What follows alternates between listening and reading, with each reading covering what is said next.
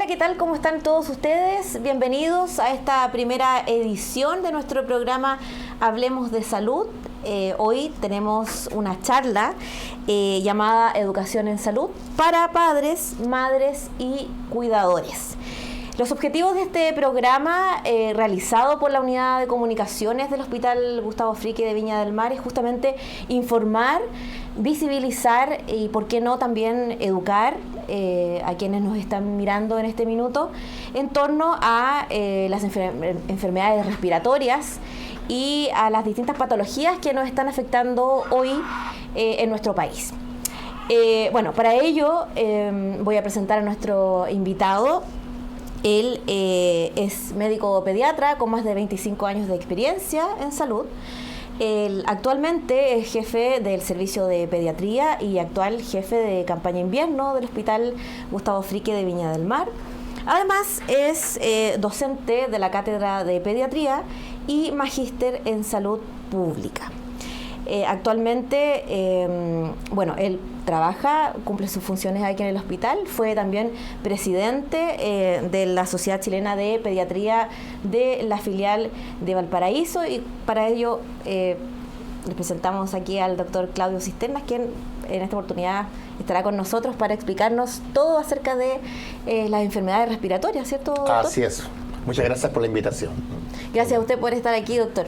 Cuéntenos, para partir, hagamos un diagnóstico de las enfermedades respiratorias en este minuto en la región de Valparaíso. Doctor, cuéntenos acerca de la situación que estamos viviendo.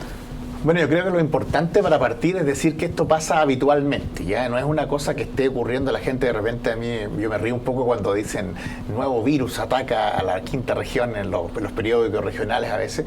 Esto viene hace muchos años, ya todos los años, por eso que hacemos la campaña de invierno, por eso que ustedes ven publicidad que va aportando a la información, porque los niños se enferman más en invierno y tienen enfermedades más complejas, y esto hace que el sistema de salud a todo nivel, a nivel primario, a nivel secundario, a nivel terciario, se estrese, ¿cierto? Porque tenemos una gran cantidad de consultas, ¿cierto? Tenemos que atender, dar respuesta a ese tipo de consultas, y algunos de estos niños se van agravando y requieren que lo vamos a hospitalizar.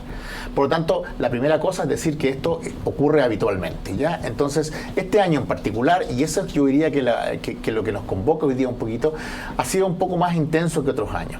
Nosotros habitualmente, obviamente en pandemia, ustedes comprenderán que la pediatría en general fue una de las especialidades que estuvo un poco, por decirlo, en baja. No teníamos tantos niños comprometidos con COVID, afortunadamente, salvo el famoso PIMS, pero en general, en cuanto a número, en cuanto a volumen, una gran cantidad de niños.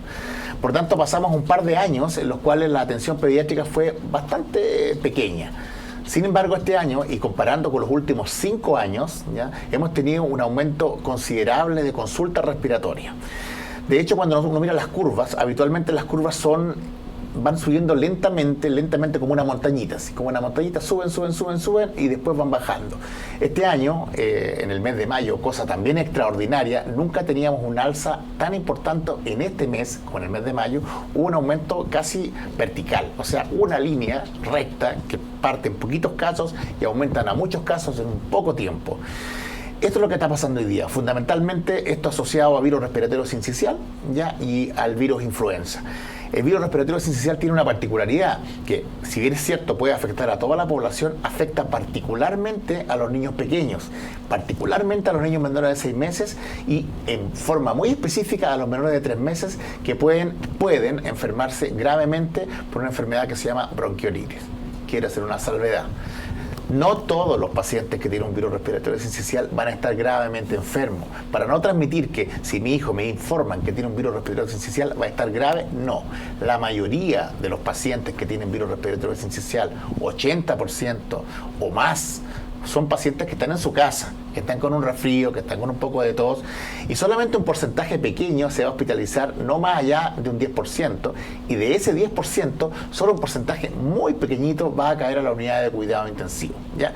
Yo creo que es importante hacer esa aclaración. Estamos en un momento con un número importante de consultas respiratorias, más que otros años, se adelantó comparado con otros años, eso también es relevante decirlo. Virus respiratorio sincicial es el más importante, afecta a toda la población, en particular a los más pequeños, pero no afecta a toda la población en general, sino que a un grupo pequeñito que llega a los servicios de urgencia, que es lo que está pasando en los días actuales. Ahora, doctor, hablemos un poco acerca de los síntomas.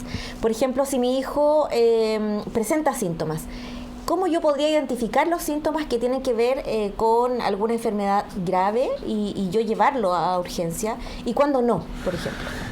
Mira, hay una cosa que para mí es muy importante transmitirla, y que nos cuesta un poco decirla así claramente a los pediatras, a los papás, porque existe la cultura en la medicina de que el médico tiene que dar un medicamento para que el niño se mejore, ¿cierto? Eso es así.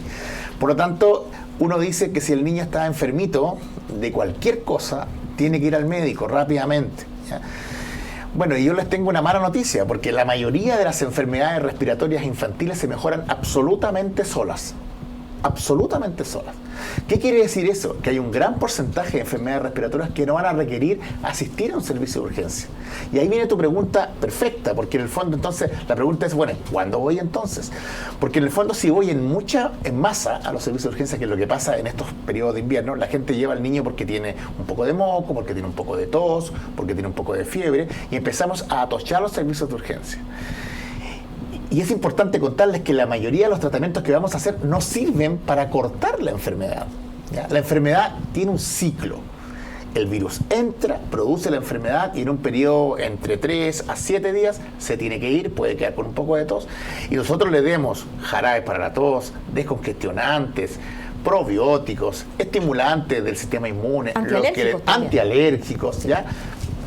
Va a pasarlo bien. Por lo tanto, y ahí la pregunta de nuevo, ¿cuándo sí debo llevar a un niño? ¿Ya? Y esa pregunta tiene que tener una respuesta muy clara. O sea, niños pequeños, un niño menor de 3 meses que está con tos, ¿cierto? Debería ser un niño que debe ser evaluado por médico, porque ese niño puede tener algún cuadro que podría agravarse. Sabemos, ¿ya?, que en virus respiratorio sincicial en el menor de 3 meses puede agravarse, y en el 5.º día puede presentar su peor día, ¿ya? Su peor día. Entonces, por eso es que tenemos que estar atentos a ese día. Ahora, y quiero que es bueno que a mí por eso me gusta estos espacios, porque es bueno a la gente explicarle. Cuando el virus respiratorio sincicial ingresa a un niño, la enfermedad va a empezar en el día 1 y va a empezar a agravarse hasta el día 5. La mayoría de los niños se van a mejorar con nada, y otro grupo de niños se van a empeorar independiente de lo que hayamos hecho. ¿Por qué digo esto? Porque la mamá, ¿cuál es el relato que nos da la mamá? El discurso que nos da la mamá. Dice, yo lo llevé el primer día, doctor, y tenía moquito, y solo me dieron paracetamol. Y me dijeron que le diera pecho. Y después al tercer día estaba peor, doctor. Y lo llevé y de nuevo no me dieron nada, ¿ya? Y de nuevo me dijeron que le hiciera aseo nasal y que le diera un poco de paracetamol si tenía fiebre. Y lo llevé al 5.º día y ya estaba grave y me lo hospitalizaron. Entonces, la idea que se construye la mamá en la cabeza, o el papá, es que ese niño pudimos haber hecho algo antes para que no llegara a hospitalizarse. Claro. ¿Cierto? Sí. Entonces, no es así. Porque independiente de lo que nosotros hagamos, no sirven los jarabes para la tos, para la bronquiolitis por VRS. Tal vez pudieran servir los inhaladores, tal vez, ¿ya? Aseo nasal, y punto. Entonces es ahí cuando tenemos que enseñar a los papás que el niño que está pequeñito, respirando rápido, los niños respiran rápido, ¿eh? Eso también es importante. Tú o yo respiramos una frecuencia respiratoria de 18 a 20 por minuto. Un recién nacido puede respirar hasta 60 por minuto. 60 por minuto. Es una cantidad enorme que para nosotros sería absolutamente anormal, pero para un niño es normal. Por lo tanto, un niño puede estar respirando 25, 30 veces por minuto y es normal. Entonces, la respiración rápida, como hemos dicho tantas veces, que se le hundan las costillitas, ¿ya? Que tenga una cianosis que llevamos nosotros, que se ponga un poco azul, eso ya es bastante grave, ¿ya? Uh-huh. O que el niño deje de alimentarse, esté con compromiso de conciencia, tenga una fiebre difícil de bajar. Entonces el niño no se está alimentando bien, está comiendo poco, está con quejido, está respirando rápido, ¿ya? Ese niño probablemente tiene que ser evaluado para ver qué hacemos. Y la conducta va a ser probablemente hospitalizarlo, si es que es necesario, o dejar algún tratamiento muy simple que en general no va a cortar la enfermedad. Y aquí viene otra cosa importante. Las enfermedades virales el 99% que tienen nuestros hijos, no se tratan con antibióticos. Entonces la mamá dice, no me dio amoxicilina el doctor. ¿Ya? La amoxicilina no sirve para el virus respiratorio sincicial, ni para la influenza, ni para influenza, ni para el adenovirus. Entonces, solamente el médico va a decidir después del tercer, cuarto, quinto día que el niño empeora, eventualmente el uso de antibióticos. Pero los primeros días no. Y yo quiero hacer harto hincapié porque, por ejemplo, yo les quiero invitar a que lean uno de los medicamentos más frecuentes que tenemos, que son los descongestionantes, no le voy a dar nombre, pero todos estos medicamentos tienen efedrina y tienen clorfenamina. La efedrina es un medicamento que acelera el corazón. Tanto es así que de doping en los caballos del hipódromo usan efedrina. Y también los jugadores de fútbol, como Maradona en algún momento, usaron efedrina y es considerado doping. Entonces yo me pregunto, ¿queremos los papás darle a nuestro hijo un medicamento que está considerado como doping para un simple resfrío? No, ¿cierto? Porque además estos medicamentos pueden provocar incluso taquicardia y problemas respiratorios, problemas cardíacos graves. Hemos tenido niños en nuestro hospital con problemas cardíacos graves por uso de estos medicamentos. Entonces, en los niños menores de 1 año no debiéramos usar nunca un descongestionante, solo aseo nasal.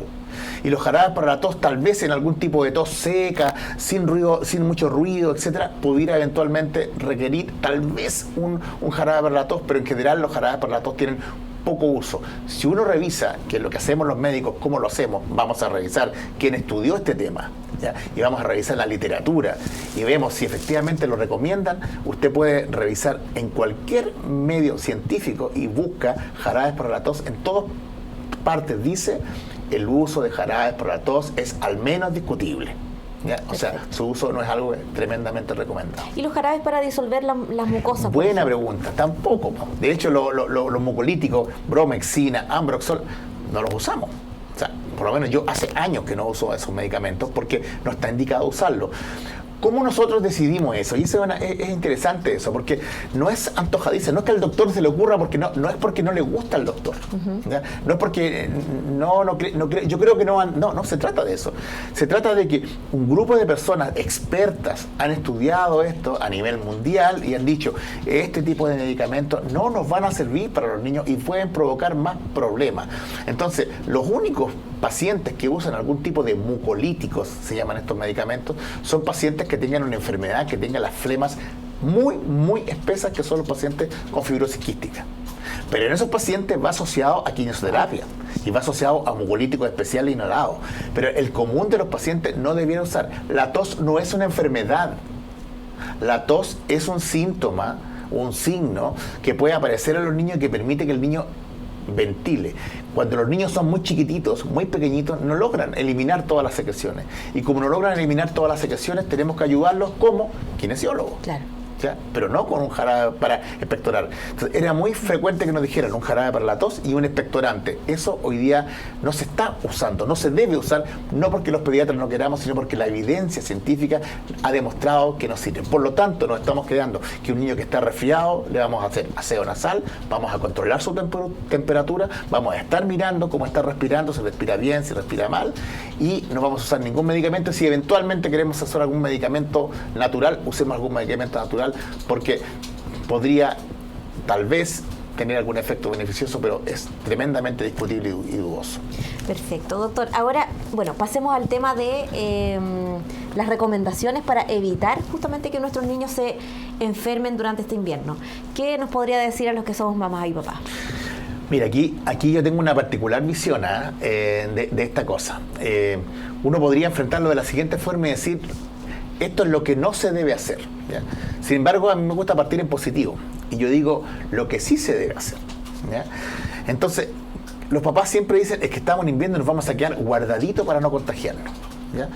Pero guardadito hasta por ahí nomás, ¿ya? Porque en lo personal, y de acuerdo a la literatura también, que es lo que les he contado, el mejor lugar para que un niño esté es en la naturaleza, o sea, afuera. ¿Ya? Por lo tanto, si tengo un niño, por ejemplo, en una temperatura agradable, 17, 18, 20 grados, gorrito, guantecito, calle, paseo a la plaza, vueltas, no se va a enfermar por el frío. Hay un concepto popular que dice que los niños se van a enfermar porque se enfriaron, ¿ya? Que el niño se va a enfermar porque anda a patita pelada, ¿ya? Que es bastante frecuente que la gente diga eso. Y el niño se va a enfermar porque tiene contacto con otros virus que están en otras personas.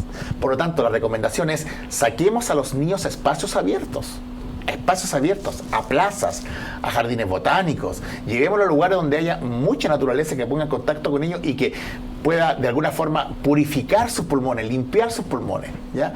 Pero el problema fundamental es no llevar a ese niño a un mall porque está lleno de gente, porque ahí hay contagio niño a niño, a un cine, porque hay contagio niño a niño, a un supermercado.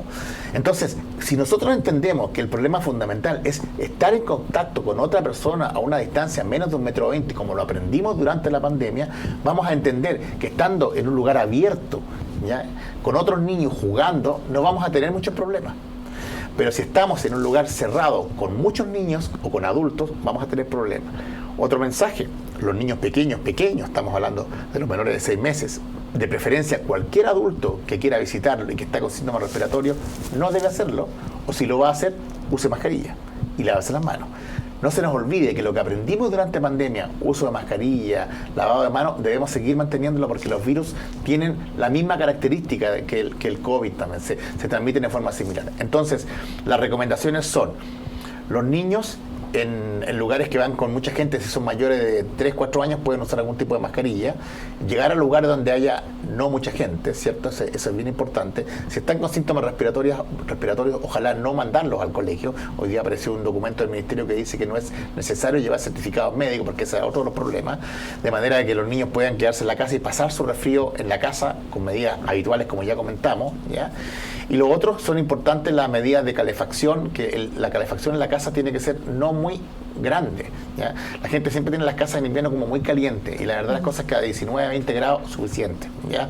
Y esa temperatura es agradable. Ahora, ¿qué pasa con otro tipo de calefacciones, como por ejemplo la parafina, como por ejemplo en algunos lugares todavía usan carbón, ¿cierto? La estufa de gas, que resecan mucho el ambiente, lo calientan mucho, y eso, al igual que el frío, ¿ya?, produce una disminución de la posibilidad del organismo de defenderse. Y por eso es que cuando uno dice, si hay una persona que está con mucho frío, sale al lugar frío, o está en un lugar muy caliente, o hay cambio de temperatura, lo que va a pasar no es que se va a enfermar por eso, sino que eso va a disminuir su posibilidad de defenderse bien frente a la enfermedad, y si se pone en contacto con un virus, se va a enfermar más fácil. Eso es lo que pasa, ¿ya? Entonces tú me dices, los niños, si salen afuera, le va a dar frío, con el frío se enferman. No, se va a enfermar porque el frío altera la inmunidad, y la inmunidad se ve alterada, y tengo otro niño que me tose encima, el bicho se mete, la inmunidad está baja y el bicho genera la enfermedad. Si fuera por eso, en Aysén y en Magallanes estarían todos Eso es lo que digo yo siempre, digo lo mismo. Si fuera por eso en el sur de Chile, en Groenlandia, en Inglaterra, estarían todo el año resfriados los niños. Y no pasa así, porque tiene que ver con otros factores. Entonces, de nuevo, la invitación es a que los niños, si bien es cierto, tienen que estar alejados de lugares donde haya mucha gente. Aprovechemos, ya, yo vivo en Limache, y en Limache la gente tiene patio y tiene lugares abiertos. Yo le digo, lleven a los niños a esos lugares abiertos, compartan ahí, porque además los virus en espacios abiertos se transmiten mucho peor, porque las temperaturas son distintas. Entonces, en un lugar cerrado, la temperatura que hay, por ejemplo, en este lugar, se puede más fácilmente transmitir un virus. Sin embargo, en un lugar abierto la posibilidad disminuye ostensiblemente. Un lugar ventilado es un buen lugar para evitar contagios infecciosos respiratorios. Perfecto, doctor. Bueno, y lo que hablábamos hace un tiempo atrás respecto de los mitos. Muchas personas creen que, por ejemplo, el tema de, bueno, usted ya lo decía, el tema del uso de los medicamentos, el tema del uso de los jarabes, pero cuéntenos acerca de la importancia, en este caso, de las vacunas, porque hay personas que justamente creen que la vacuna de la influenza sirve para todo, sí, y no es así. Sí, también es importante lo que tú dices de los mitos, ¿verdad? Porque yo creo que en nuestra labor, y yo me alegro que estemos haciendo esto de verdad, porque yo creo que nuestra labor también como pediatras, también como sociedades científicas, educar a la gente, ¿ya? Porque uno de repente ve demasiada información en espacios que son también públicos, ¿ya? Estamos pensando en redes sociales, mucha desinformación, y eso generalmente lleva a que la gente tome malas decisiones. Los mitos, está lleno de mitos la pediatría, ¿ya? Está lleno de mitos. Entonces, si se le enfrían las manitos, se va a resfriar. Si anda sin zapatos, se va a resfriar. Si el niño sale a un lugar frío, ya lo comentamos, ¿ya? Eso es importante. Lo de la vacuna, creo que es muy relevante lo que tú dices, porque las vacunas son para que ustedes lo sepan, después del agua potable, la segunda acción en salud pública más importante de la humanidad. ¿Ya? No hay nada que haya evitado tantas muertes como la vacuna. ¿Y sabes tú cuál es lo que ha producido, una de las cosas que ha producido más muertes? Las infecciones. ¿Ya? Incluso ha producido más muertes que en algunas guerras mundiales. La gripe española, que fue en 1918, produjo una cantidad impresionante de muertes que se equipara a las muertes por las guerras mundiales. Entonces, efectivamente, las enfermedades infecciosas diezman a la población, la disminuyen, la atacan fuertemente, y si no tenemos mecanismos de defensa, la población se va, los niños sobre todo, los más vulnerables, se van a morir por una enfermedad que pudiera ser no tan grave. Entonces, con respecto a lo que tú me preguntas, claro, cuando uno se pone una vacuna, se pone una vacuna contra ese germen puntual, vacuna COVID, vacuna influenza, ¿ya? No existe vacuna para virus respiratorio sincicial, ¿ya?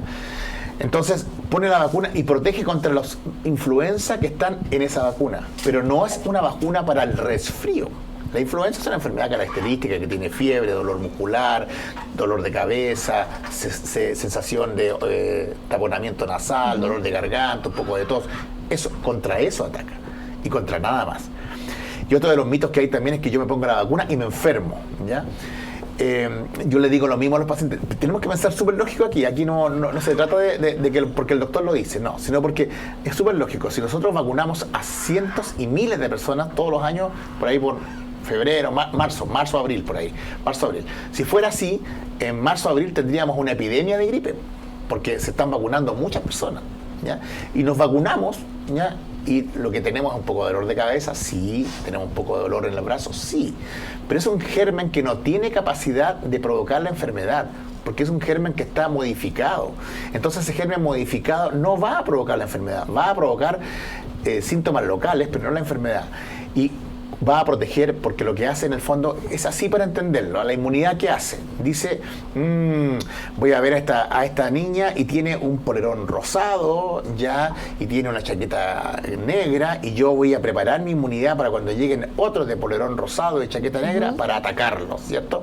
Eso hace las vacunas, preparan y le dan inmunidad, memoria al sistema inmune para cuando llegue de nuevo el virus, pero solamente va a atacar a las que tengan polerón rosado y chaqueta negra. Si llega una señora con falda, no la va a atacar porque no sabe atacarla, porque no le hemos enseñado. Las vacunas son en el fondo una especie de profesores que le enseñan al sistema inmune a responder frente a algunas enfermedades. Las vacunas tienen efectos secundarios como todo en la vida. No hay nada que no tenga un efecto secundario. Por eso que cuando de repente dicen la vacuna tiene efectos secundarios, sí, claro, un paracetamol también, una aspirina también, una agüita de menta también puede tener un efecto secundario, una agüita de ruda también, una agüita de anís también, una manzana puede tener un efecto secundario también si somos alérgicos. O sea, es importante entender que lo que estamos diciendo no es que no pase esto, sino que pueden tener efectos secundarios, pero son muy raros. Y los beneficios de la vacuna, poblacionalmente hablando, superan los problemas que puede provocar la enfermedad en sí mismo. O sea que si yo me vacuno y me enfermo al otro día, ¿me voy a enfermar con o sin vacuna? ¿Cierto? Muy buena pregunta, porque habitualmente la vacuna no va a proteger al tiro. ¿Ya? Porque como es un profesor, al igual que los profesores, para que los niños aprendan a leer, los niños no aprenden a leer el día que el profesor se para frente a ellos y le dice, hoy vamos a aprender a leer. No es así. Se demoran varias semanas o meses, y los niños que entran en marzo empiezan a leer en julio o agosto.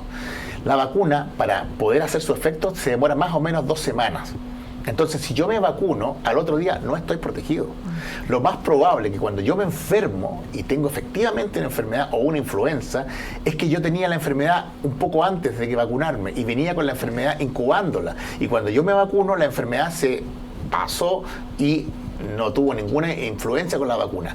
Pero si pasaron 15 días, yo voy a tener la enfermedad la enfermedad mucho más atenuada, porque ahí sí el efecto de la vacuna está más potente. Perfecto, doctor.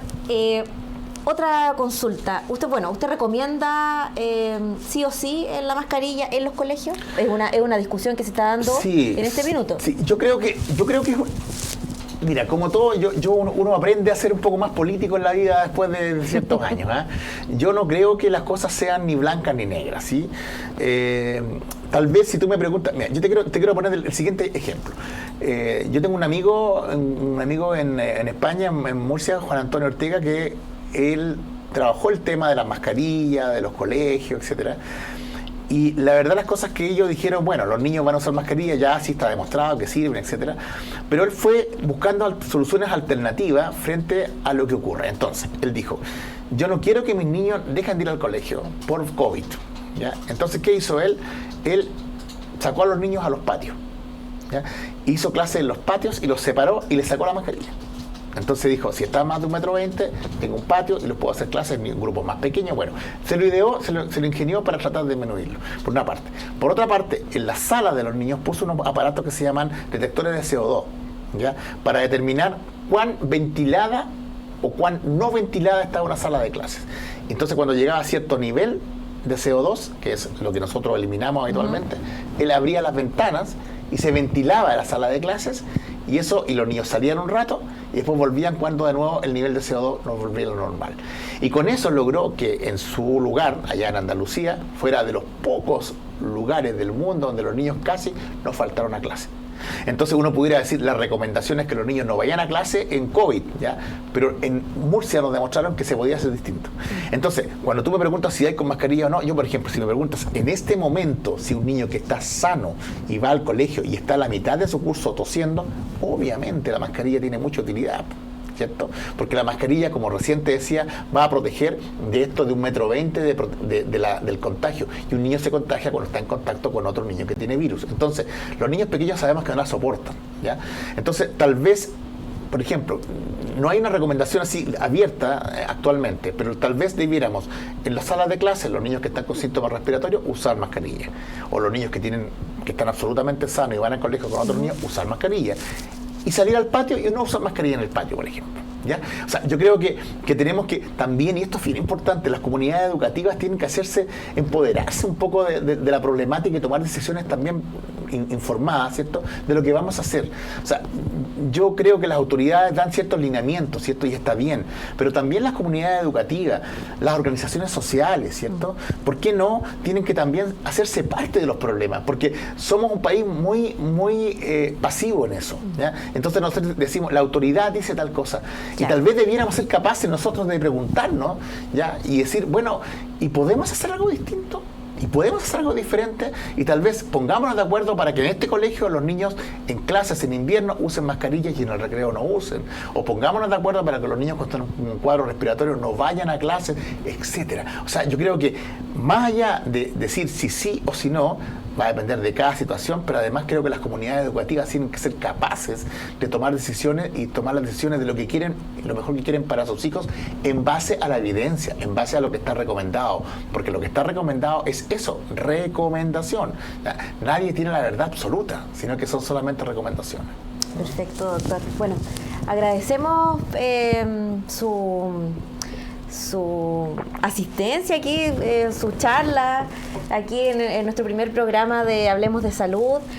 Sin duda lo vamos a volver a invitar porque este tema yo creo que nos interesa a todos y a todas, todos los que somos papás y mamás específicamente también, porque en este minuto, bueno, como usted decía, la situación es compleja y todos necesitamos saber cómo actuar en distintas situaciones. Así que le agradecemos, doctor, sus palabras, su charla y bueno, esperamos contar con usted muy prontamente. No, muy agradecido a ustedes por la invitación y solamente decirle a los papás que en este momento estamos en una situación compleja en Chile, como país, por los temas respiratorios. Tenemos pocos cupos de unidades de cuidado intensivo, tenemos pocos cupos de camas pediátricas, es verdad, es real, ¿ya? Por lo tanto, ¿cuál es lo que yo puedo hacer como papá ayudando a esto que está pasando? Es evitar que mis hijos se contagien, ¿ya? Si mis hijos no se contagian, si mis hijos no van a los servicios de urgencia de forma necesaria, nos va a estar ayudando para que los que estamos trabajando acá, poniéndole el hombro con el problema respiratorio importante que hay, nos ayuden. Vacunen a sus niños, vacúnense ustedes, vayan a los servicios de urgencia solamente cuando sea estrictamente necesario, aprendan a reconocer los síntomas. Hoy día es más fácil, está en YouTube, está en Internet, no es como antes. Pueden reconocer los síntomas respiratorios, conocer las frecuencias respiratorias de distintas edades. Y con todo eso, hacer los manejos generales en la casa y consultar solo en caso necesario para no atollar los servicios de urgencia y para darle espacio a los niños que están muy enfermos para que podamos atenderlos. Perfecto, doctor. Muchísimas gracias. Muchísimas gracias a ustedes también por estar viéndonos aquí a través de nuestro canal de YouTube y también a través de nuestro Facebook Live.